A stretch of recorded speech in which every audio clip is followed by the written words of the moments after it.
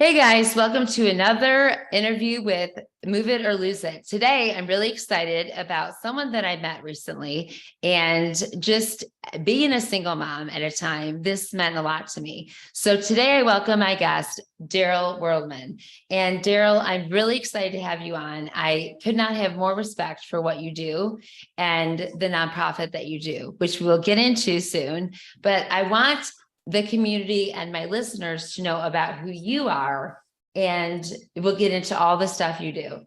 So welcome and thank you. Thank you for having me. I really appreciate it. Yeah. Thank you for thinking of us. Absolutely. Yeah, so I guess you could just say I've been living in Monmouth County, New Jersey, my whole life. You know, the zip code over here is 077. I've been to 077 40 57 Right. 4 6. I've been all over Monmouth County, and just blessed where we live, and we're close to New York City. We're on the ocean.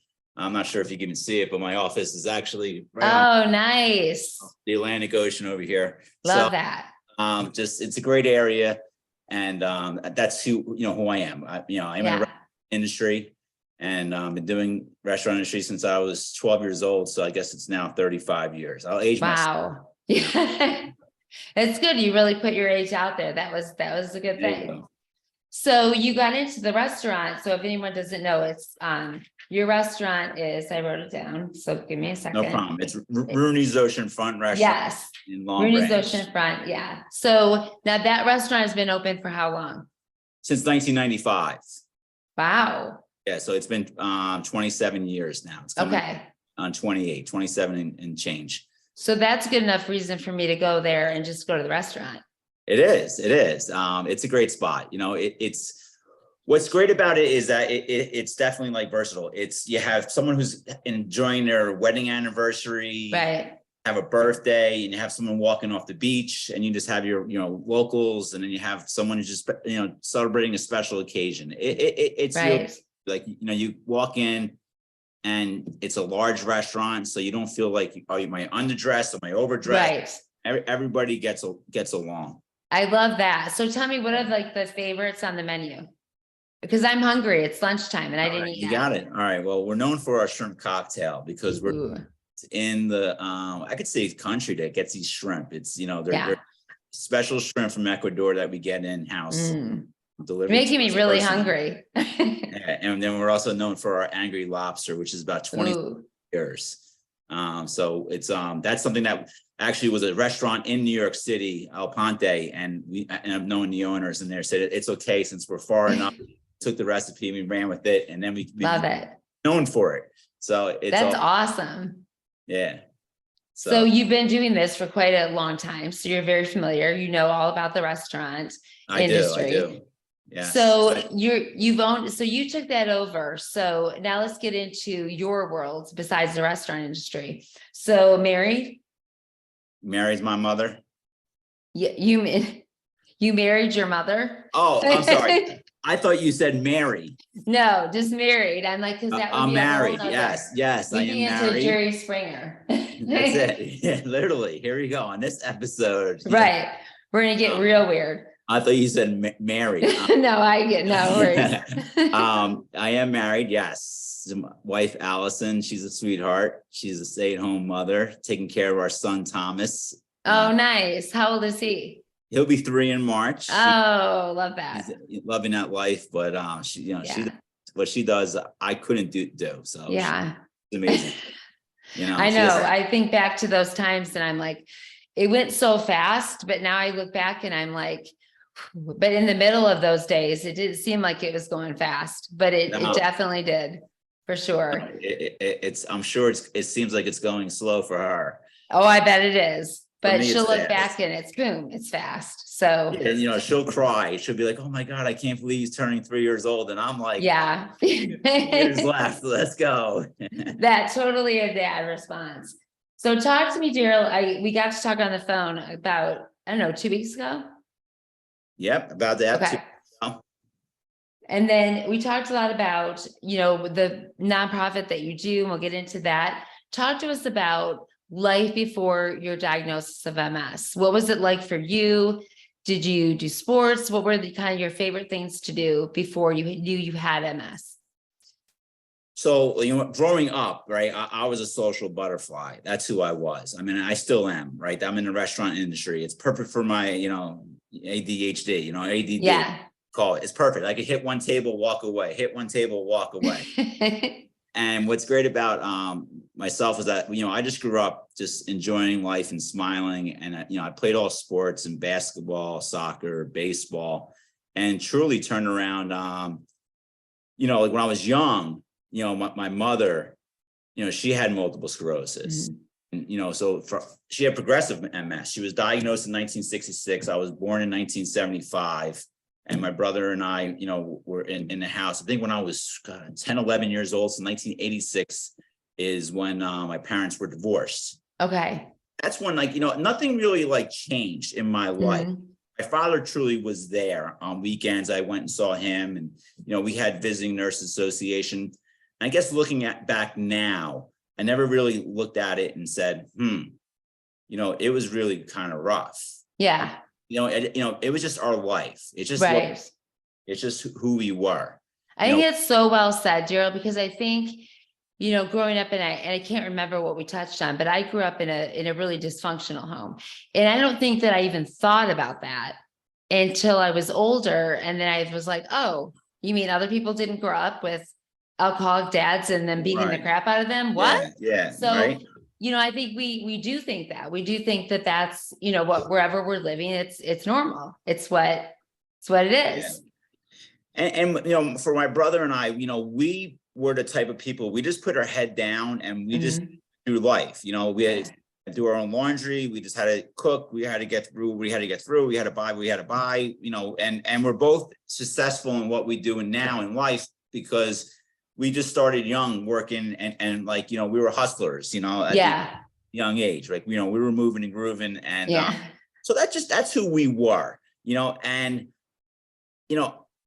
I guess when she passed away in 2000, I started really focusing on my career. I was always in industry as a kid, but that's when I really started buckling down and saying, okay, let me just, not take the next person's job, but who's ahead of me. And at that time, I was at the restaurant where I'm at. So I just kept on going. And, luckily and gratefully, I've just had great mentors along the way. And they truly have been blessings for me, saying that, we appreciate who you are and they've taken care of me. Right. So I always say now I own the empty chairs at the restaurant now. So what all the empty chairs are mine. I own it. So, but it's been a great run with that in itself. It just really has been. And I don't have any regrets at all. If anything, I wish I was there for my mother more, but I know how much I was there, with her and for, because, even growing up as a kid, you're 12 years old and your mother is in a wheelchair and she's basically paralyzed from her waist down. Right. You kind of, I didn't realize it, what I was doing, but I guess I realized that I was always the house. Okay. Let's meet at Darrell's and we're hanging out and we're playing sports in front of Darrell's. So if I hear my mother, from a distance, I could go run inside, help her with something, come back out, continue to play. And then as we were in high school, later in high school, you're drinking and smoking pot. That's what I was doing. Right. I was doing that in the restaurant business. And I thought that was only New Yorkers. Well, the Jersey guys is, that was the bad influencers. They just came. Right. but that's what you did when you're, in high school. Right. And it was my mother was on one side of the house and I'm hanging out on the other side. Right. So some people when I looked at it well, that's just weird and that's trashy or something. But I think I kind of knew that my mother needed something at any given moment. Right. I'm not going to go out and come back to have her on the floor. Right. Or have her wet herself or have her there's just sometimes, you'll get called in 2 or 3 times a night. And again, looking at it now, I'm grateful that I did that. I'm grateful that I didn't walk out of the house. But now in her mind, right here, she is a mother of a 17-year-old who's drinking and smoking in the other room. She's probably what is going on with this kid? And not able to do anything. He's a disaster. He's not going to get his life together. She's scared. you know, but all in all, I always knew in my mind I was going to be okay. I was always smiling, happy, and I was always moving forward in my life, you know. So I guess I always knew I was going to be okay, but I never had a contract saying sign it, you know. Right. So how old were you again when your mom was diagnosed? I was, well, no, my mom was diagnosed in 1966. Okay. This is before MRIs were even out. I was born, I can't even imagine what that would have felt like. I was How born terrifying. I was born in 1975. She was 17 Okay. diagnosed. Okay, geez. Probably had it when she was 10, 11. She, you know, I mean, and then she finally got diagnosed after like going to see that doctor, this doctor. Right.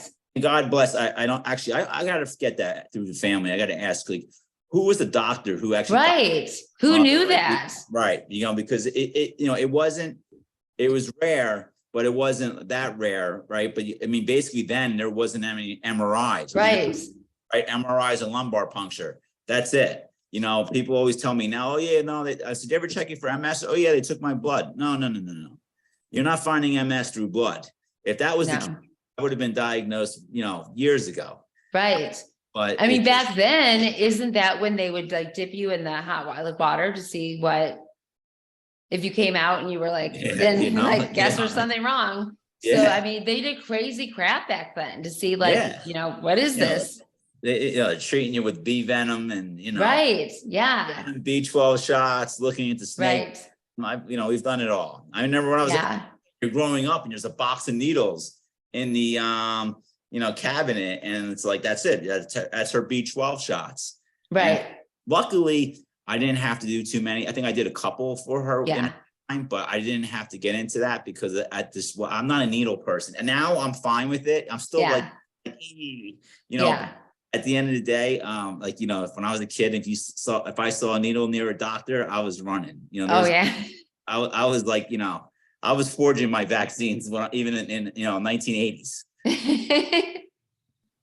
Yeah, no, I did not like those. I can do 3 children natural, but give me a needle and I'm like, no, can't. Me get used to it right after so many years of MS. It's like, all right, whatever, just do it, get it done. And don't talk to me about what you're doing. Yeah, just do it.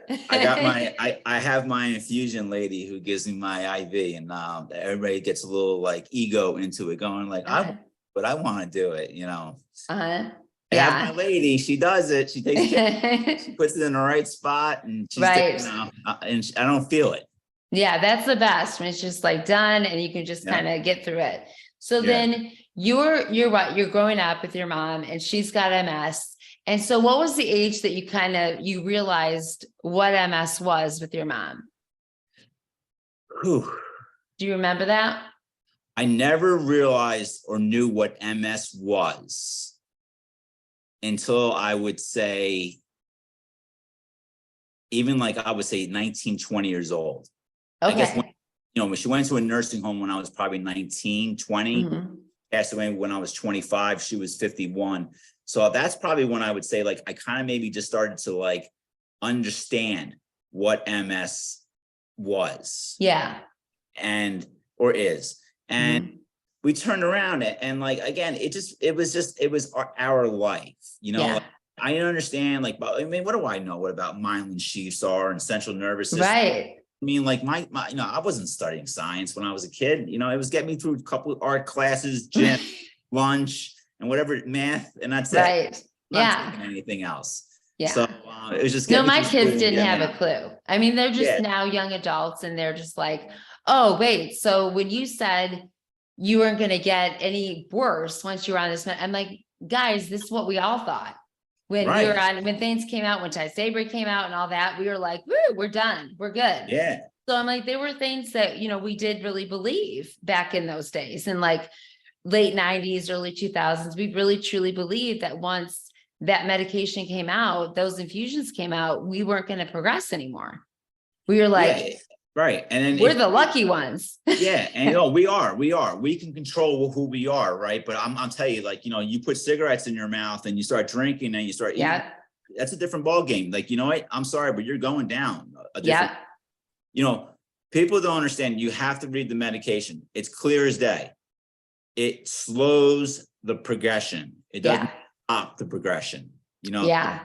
I believe in, you know, diet, exercise, all that is huge for Oh, for sure. in the progression. You Well, know, you know, my podcast is Move It or Lose It. So you know that yeah, I that's mean, it. that's been a huge thing for me for back when I was diagnosed and they said, absolutely not. There's no exercise, you rest.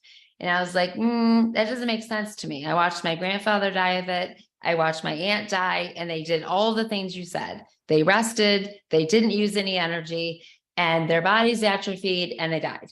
So not going to do it that way. So I Right. just rebelled against it, and they thought I was resting and I was exercising and working out and running and eating, changing my diet even before, back when they said there is not an MS diet. You can eat what you want. And I was like, that doesn't make sense either. So, Right. I just started taking things out of my diet that I knew were heavy, like white bread, things like that. And then eventually it was dairy and sugar and stuff like that. So Dairy. Yeah, just that's it. It's really dairy. putting in. And it is always crazy to me when I'm working with a client and they think, okay, I'm good, I'm working out. I'm like, but the other piece is, what are you putting in? Part two. You know, having MS is the job. It's a job in itself, and it's the upkeep, and the up be there. And you know, it's hard, right? Because if you're not that person, it's hard to get there. And not everybody is disciplined as a lot of people are. And even myself, like, you know, restaurant industry, it's easy for me to go down there and go eat, like, you know, polenta and Right. you know, it's again, you're getting me hungry again. yeah. And then the chefs turn around and they're always like, try this, try this, try this. And you got to try it. I mean, this is for a living, but like, at least I know, you know, afterwards, I'm probably going to drink a half a gallon of water and feel a little groggy, because that's how it affects me, but that's okay. And don't you think that the more that we do that, when we live like that, our bodies we know our bodies so well. Oh yeah. I feel like rather than our other MSers who don't exercise, who don't eat well, they don't really know what's going on with their bodies. And I think when we're so in tune what's going in, we know immediately, oh, that wasn't right. I can't do that one again. That did not work well. So I think I definitely appreciate the fact that that you do that, because that's a big thing, and not all of us do that. And there's so many of my clients that don't. But I wanted to talk about your mom and about how that affected the family as well. Yeah, I know. I think at the end of the day, you know, we got through it, and I think it just made us more powerful, right? There's, you know, things you could do in life, right? You could use that as an excuse to just go down the drug and drinking way. And like, you know, the life I grew up with, and boohoo and baha, this is who I was, and this is, you know, get it, and blah, blah, blah. You know, you could go that route. And people do, and I feel sorry for those ones who do. But I think truthfully, it just made us more powerful. It just truly made us, my brother and I, you know, who we are. I mean, I think now that we're 50 plus or minus, you know, he's a little bit older. You know, we have more respect for each other now, but back then it was just like, look at, he's 5 years older than me. He's a monster compared to what, I'm 12, he's 17, it's a big difference. And like, there's a lot of anger inside then that's just like, but we never sat down and was like, hey, this is what we got to shape up, we just you mean you didn't have like girls do, you didn't have like a long discussion and talk about it? No, I guess as we got older, I guess we kind of like, threw in our 2 cents of like what we did. And I think we realized now on like when I was there for my mother, and I realized when he was there for it, because like when I was in high school, he was in college. Right. And then he is interning, and he was like, he was a football player for college. Right. And those guys, they 2 times a day. Oh yeah. They're crazy. Yeah. So, he's nonstop doing, building his life. And that's when I was home with mom. Right. And it was kind of like when he got home, it's kind of when I was like, I think my body went like, see you later. And then I had a time I started living with my girlfriend, and I probably was not, this is, like I said, the regret I have was not being there at that moment, but like, it was more of just like, I did so much by myself at that moment. again, like we were fortunate. We had 3 nurses. I wasn't around, Right. but like, it's a lot when when you're looking back on it and how many times you're showering your mom, you're getting your mom changed or moving. Right.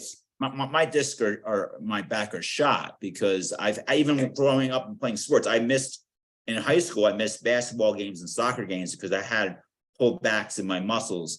Because like, she was probably one of the first ones who used the Amigo, which was an electric wheelchair, which was yellow and black. I mean, I remember it's, that wasn't made the way they are made now. Right. Battery was probably like 600 pounds. And there's times where you have to lift it up and you have to move it and you have to, do things that like, you with your body, you don't realize you're doing. Like, carrying her into dentist offices into a chair, that's just the life you lived. It was right. Firm. But I was doing that while my brother was at college. And then when my brother came home, I then went, I went, right. I got to step away from it. So then when she went to a nursing home, like, I probably should be visiting her 4 or 5 times a week, but I was visiting her, once a week, once every other week. Because I was working in the restaurant business too. Like I was at that point getting my career going, and the restaurant business, I always tell people now I work part-time, in the restaurant industry. And that's probably about 45 hours a week, that's part-time work in the restaurant industry. Cause it's 70, 75 hours sometimes. Right.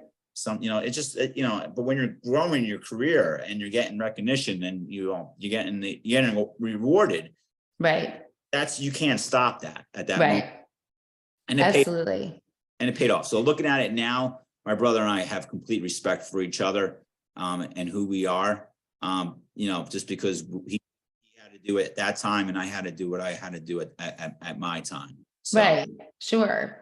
So then I'm going to fast forward with you. So fast forward, you're doing the restaurant and then all of a sudden start feeling like something's not right with my body. Yeah. 2020. I was telling my wife, I said, my right calf in the front, right shin, but like more on my calf side was like burning, like it was like sunburn. Right. But, it was just one of those things. And I was like, oh, maybe it's my, like, I used to wear like sweatpants and it was like, maybe it was tight circulation. Yeah. I cut the sweatpants and then and I was just like, just whatever. It is what it is. It's my disc. It has to be my disc. Right. And then, we had the baby and then the rest, this is 2020. So March of 2020 was, baby was the best time to have a baby in. Yeah. Well, right. Perfect timing. You all have no idea what you're doing and no one wants to touch us. We're like, we're putting packages in the garage for 3 weeks and spraying. Like no one knew what the hell was going on. Gosh, I really want to go back to that. Everything, everything on the floor. No one touched. Everybody spray. Yes. Crazy. So, so then, then the restaurant closed and the restaurant reopened, then it has to be outside only. And oh my gosh. Yes. Where we're set, it's tent only. And we have this humongous tent. And I really don't know if this is true, but we could probably have been one of the busiest restaurants in New Jersey during COVID because we were already 400 seats we're about 300 outside or 250 outside.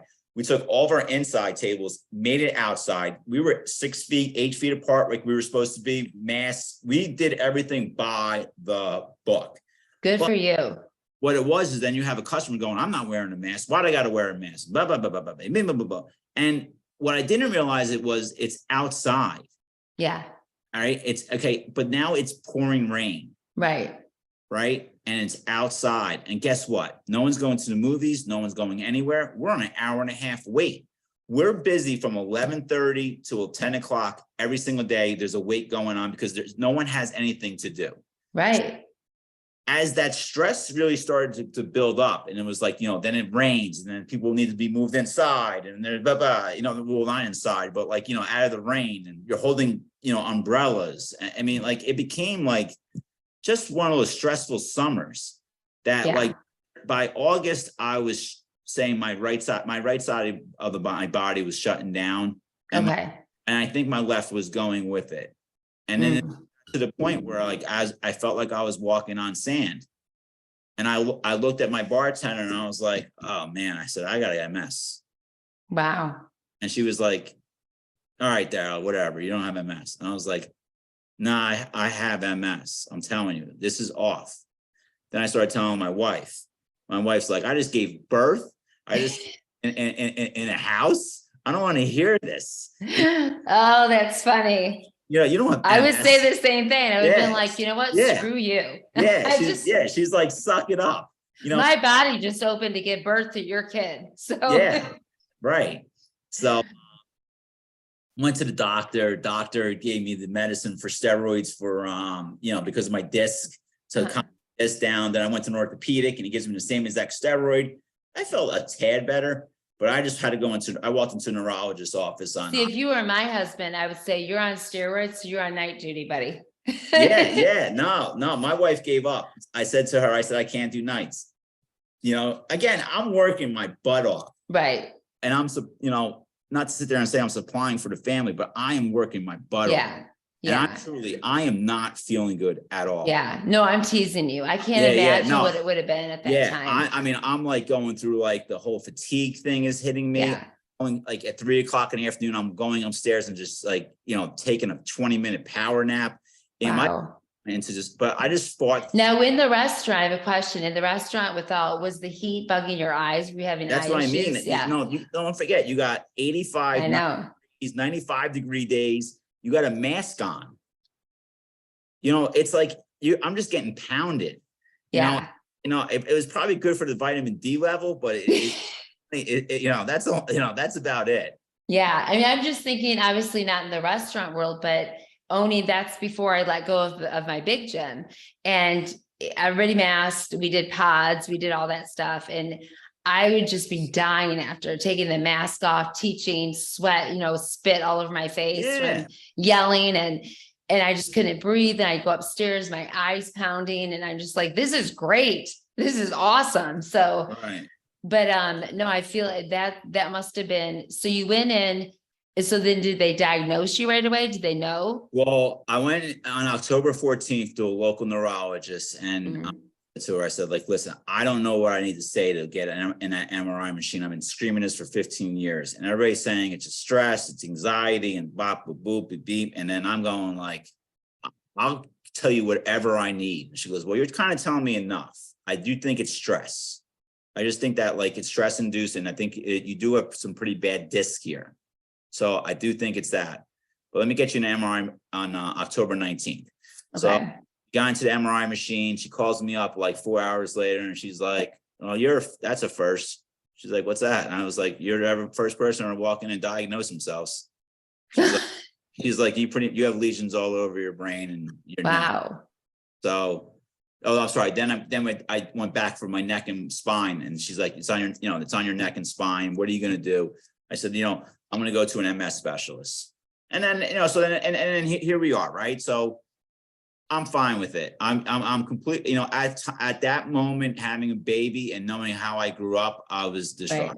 Right. I couldn't explain to you like, what I was thinking at that moment. It was just, it's unbearable to think like you just grew up this way and you were just diagnosed and you have a 6-month-old at home. So I was like, don't tell me this is going to go a rerun of that.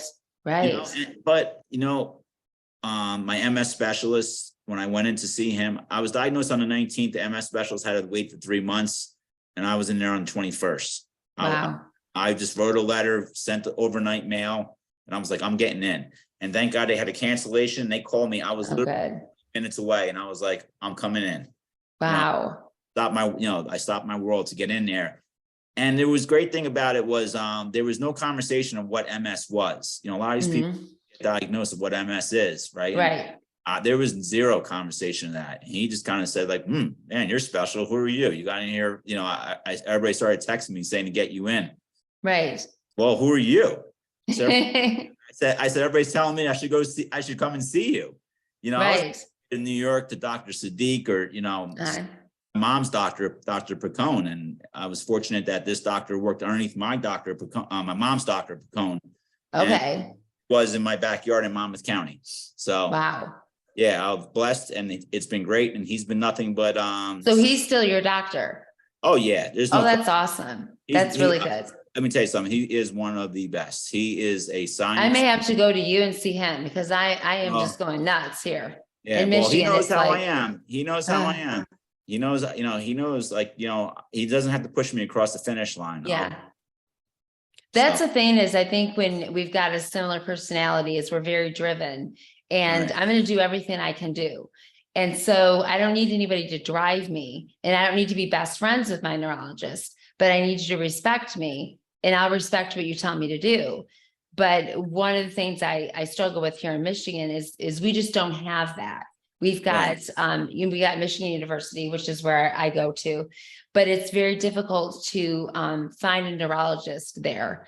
So that's a missing link here. Yeah, But we have specific MS centers. I mean, this is an MS center. Like I couldn't even go in to see him without being diagnosed with MS prior to a neurologist. Okay. We did have that and my neurologist passed. And now it's kind of, they say an MS center, but it's now I think he's rolling in his grave. Well, you don't need, you're good. Listen, drugs you should be taking right now, right? I'm all good now. Sebri and Kesimpta. It's just hit one of the cell drugs and you're good. I could believe in Kesimpta, so. Are you on Ocrevus now? I'm on Ocrevus. Okay, that's what I meant. In the B cell. Okay. All right. So fast forward. So now we're at 2023. How are you feeling now? I feel fine. I feel good. Yeah. I'm only is like, if I carry something stupid that day, then that's my issue. Right. But that's, there's no, listen, if my wife, I'm sure she hears me wake up and complain about this or complain about that. But then once I'm out the door, it's just go time. Right. There's no stopping.